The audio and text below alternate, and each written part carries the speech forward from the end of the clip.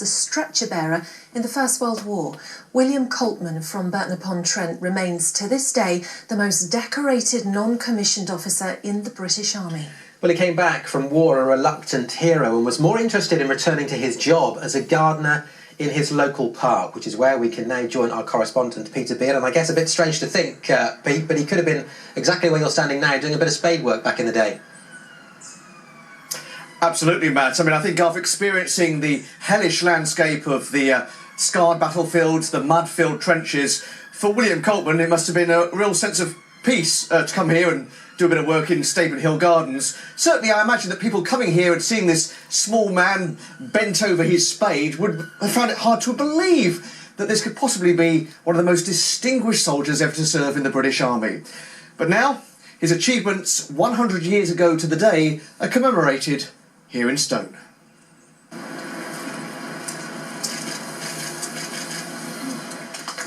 The family of Lance Corporal William Coltman today unveiling a stone in his honour. But William Coltman was an unlikely hero. A park groundsman in his hometown of Burton upon Trent, he joined up for King and Country. As a devout Christian, though, he had no desire to kill. But he did have a desire to save lives, and it was his work as a stretcher bearer that earned him the highest military award of them all, the Victoria Cross. I'm thrilled to bits with the whole thing. What Grandad would have made of it might have been a different thing. He did not like the fuss.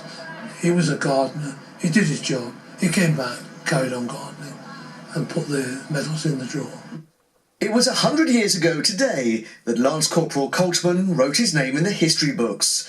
His regiment, the Staffordshires, were in retreat from German positions at a place called Rankin Hill in northern France, and had had to abandon a number of casualties. Lance Corporal Coltman, hearing that wounded had been left behind, on his own initiative, went forward alone in the face of fierce enfilade fire, found the wounded, dressed them, and on 3 successive occasions carried comrades on his back to safety, thus saving their lives.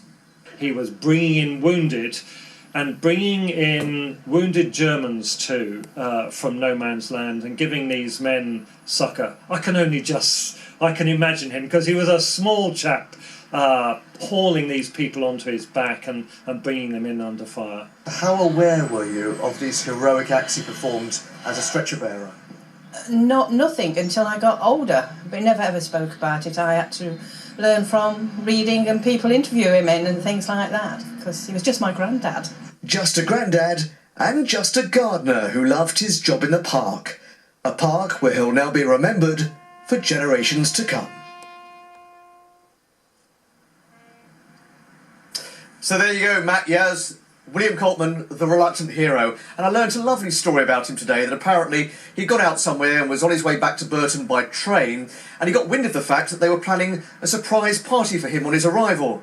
And what did he do? Got off at the earliest stop possible and made his way home on foot. Lovely story after lovely story. Peter, thank you very much indeed.